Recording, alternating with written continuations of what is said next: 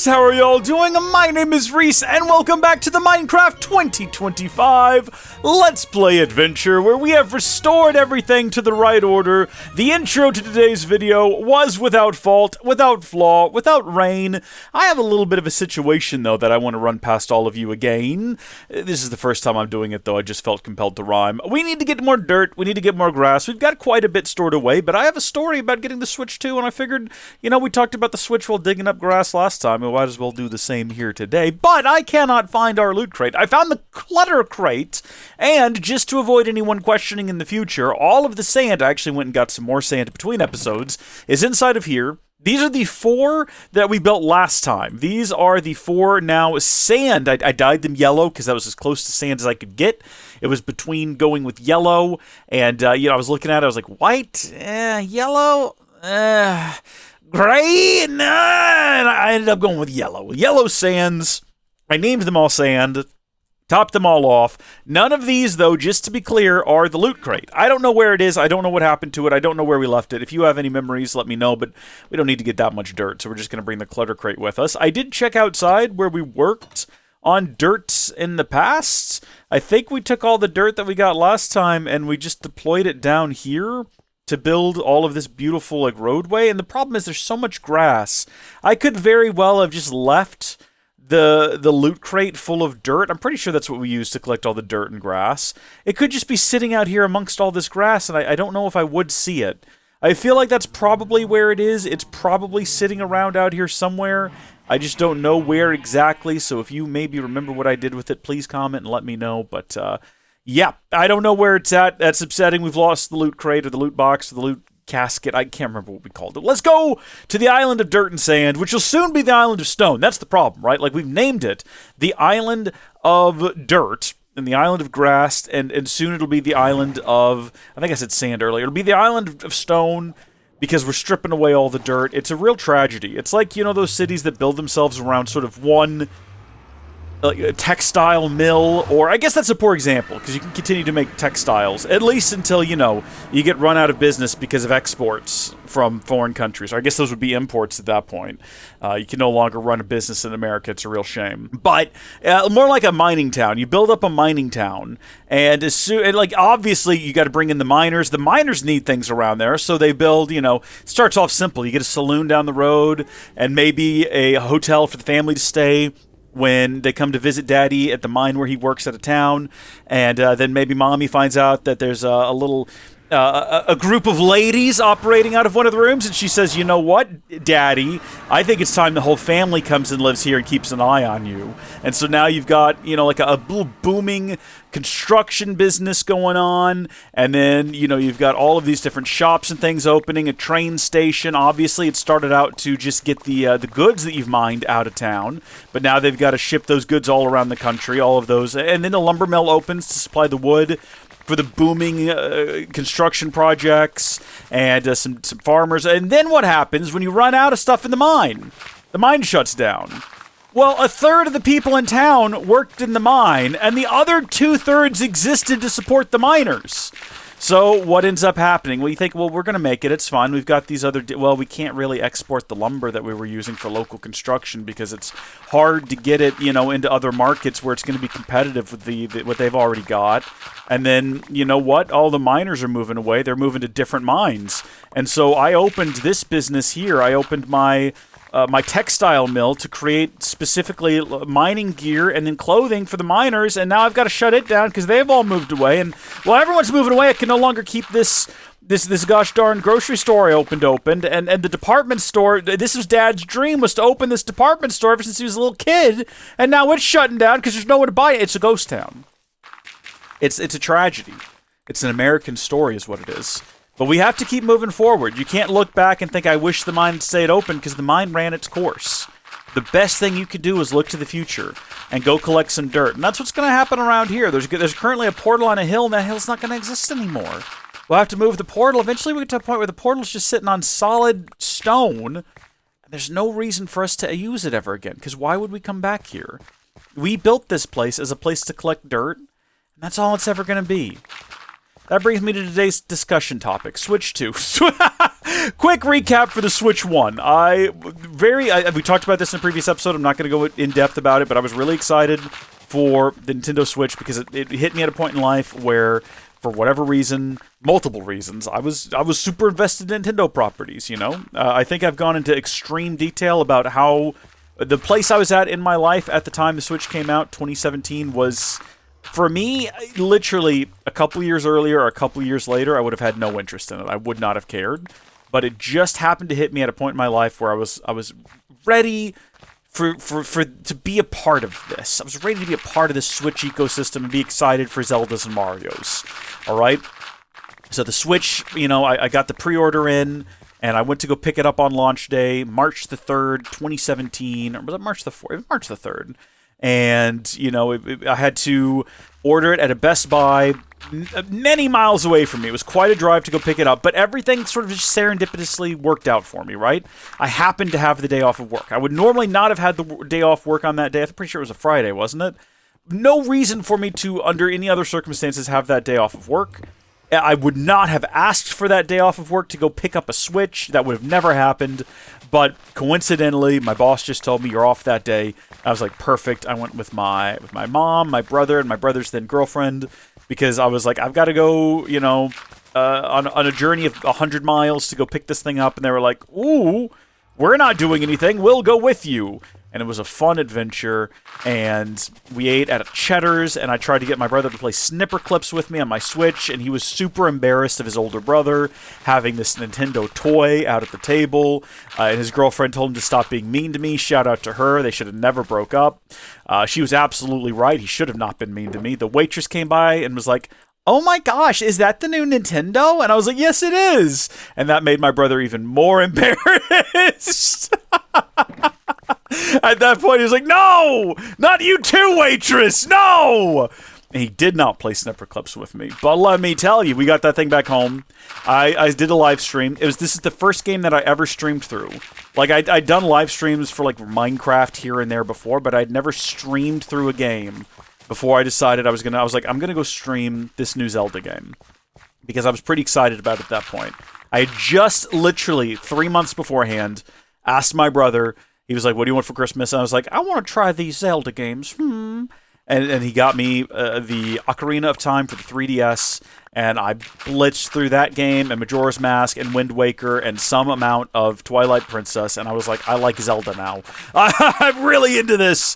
So I streamed Breath of the Wild, then went back over to my parents' house, and oh boy, I got all of them to play 1-2 Switch. My brother was super enthusiastic, you know, despite his initial embarrassment. He got so into it that he flat out broke my Switch controller, not on purpose. I want to make it clear. He just got really aggressive with the swing, and we were not using the little straps that are designed to prevent you from doing exactly what happened to him, which was that the controller flew out of his hand while he was swinging the baseball bat and smashed against the ground, and it broke the joystick. I would go on sometime later after, you know, spare parts were made available. I would go on to repair that Joy-Con and continue to use it for all the way up till today. I couldn't tell you which one it is anymore. They're all a jumble. I just have a stack of Joy-Cons, but yeah, got it repaired, got it working. We went the next day to the GameStop, a place that I'm loath to go. That's going to be relevant in a minute, but we went to the GameStop.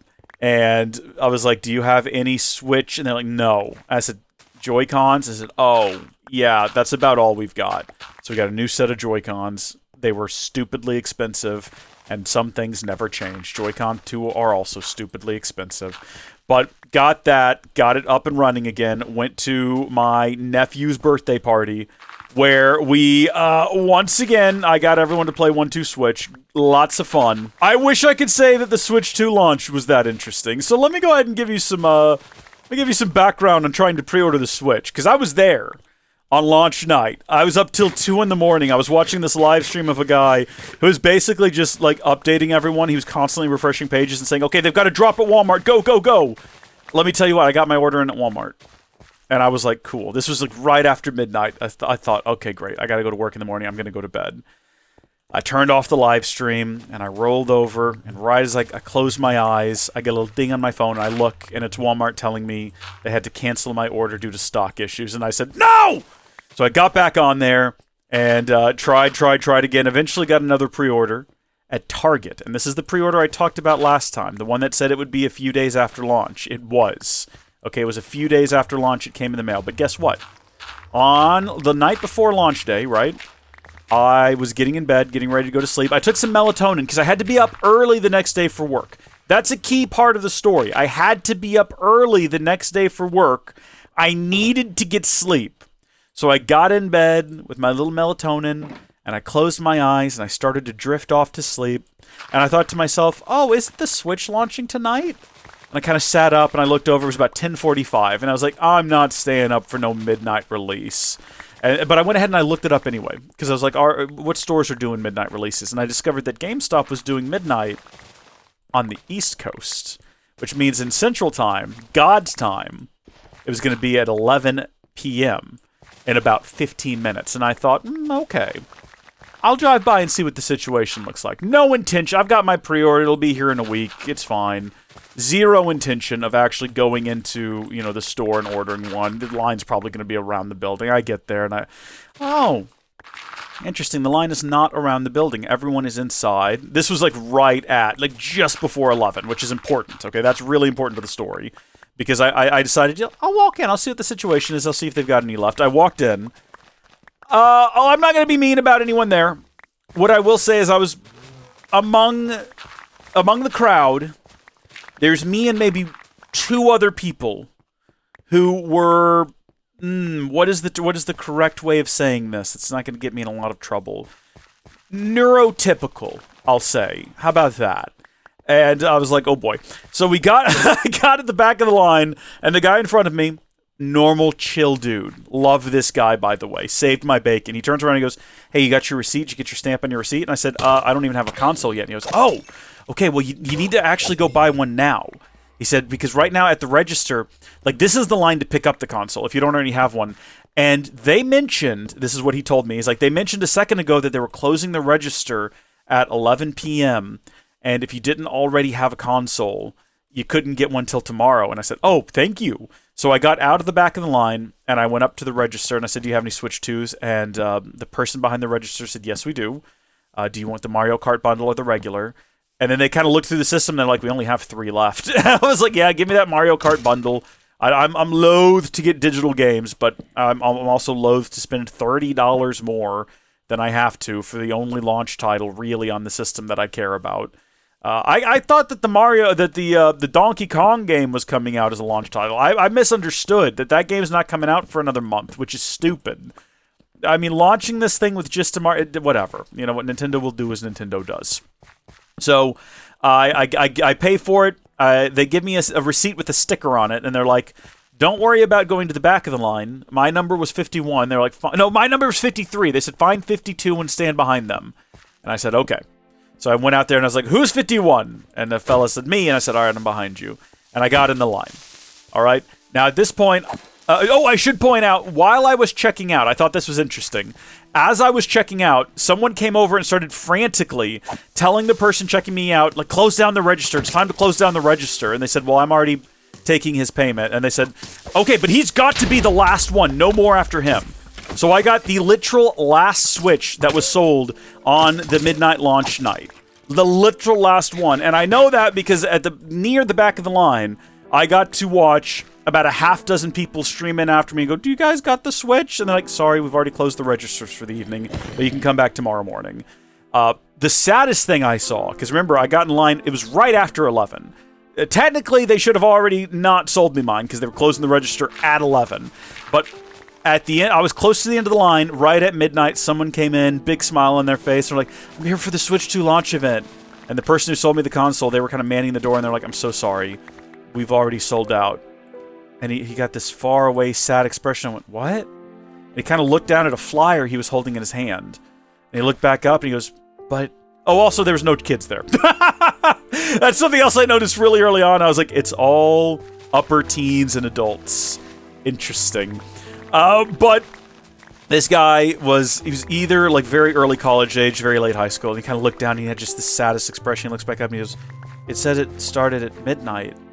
And the person said, on the East Coast. Yeah, no, it was 11 here we started. And they looked back down, and then he looked back up, and he goes, I can't get a console. And they said, no, you can come back tomorrow. We have a few systems left. You come back tomorrow morning, you can get one. They kind of looked back down, they looked back up, and they went, I understand. And they left. And I thought, that's sad. That's really sad.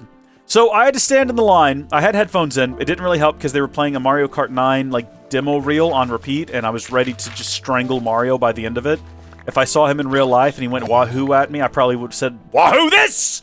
Punched him in his mustached face. And he went, oh no!